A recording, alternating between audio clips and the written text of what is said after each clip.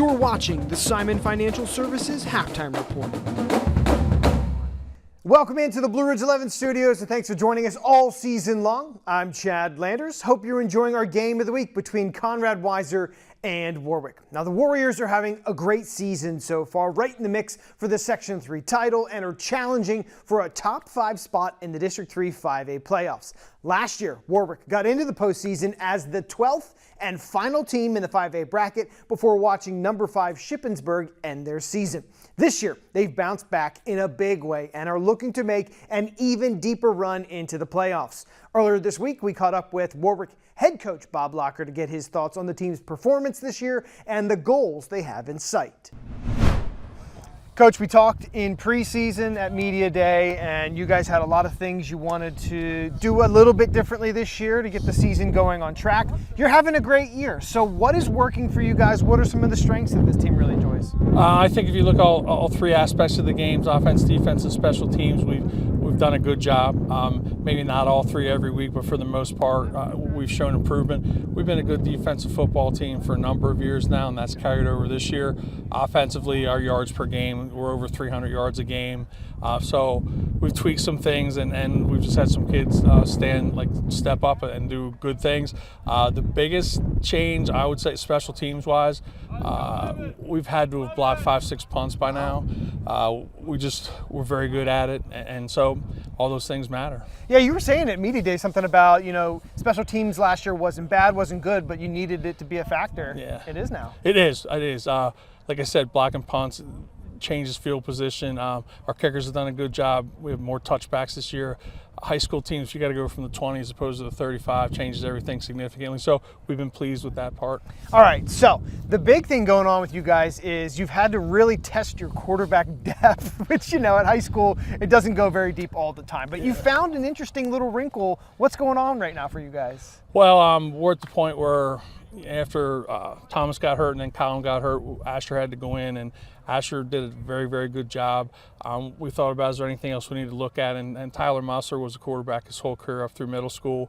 We always knew he could throw a good ball. So last week we kind of put a package in to see how he would respond. So he did a great job against Fleetwood. So we're going to continue with that for now. What is he grasping about changing roles that works for you guys?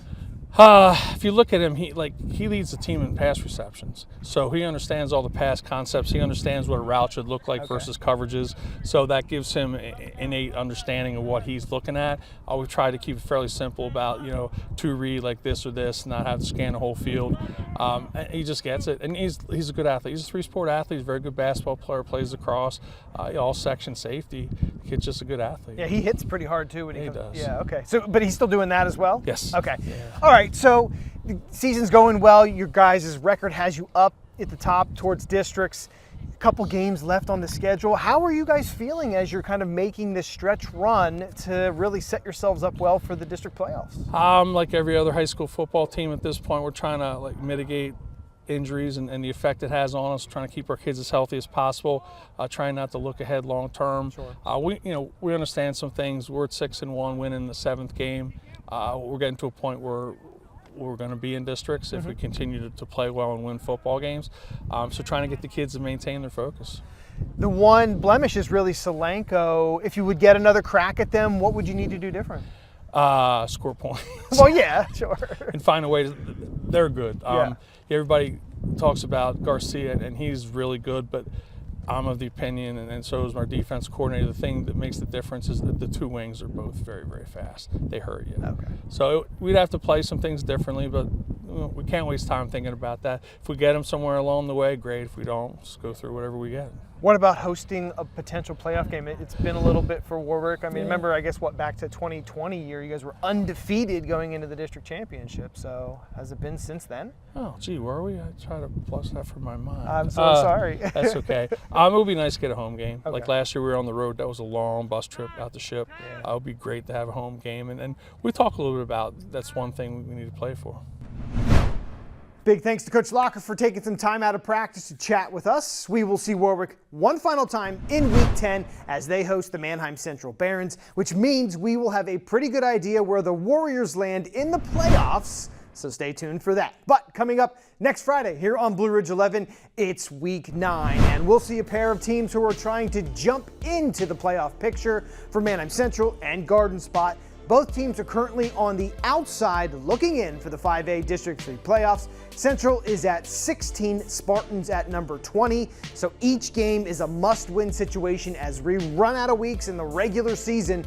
Who earns a key victory to keep them in playoff contention? Find out next Friday night, October 17th, live from New Holland, starting at 7 p.m. right here on Blue Ridge 11, your home for exclusive coverage of Lancaster Lebanon League football. That about does it for me. Thanks for watching the Simon Financial Services Halftime Report. I'm Chad Landers. Before we get you back to second half action between Conrad Weiser and Warwick, here are some scores from our local teams on the gridiron this week.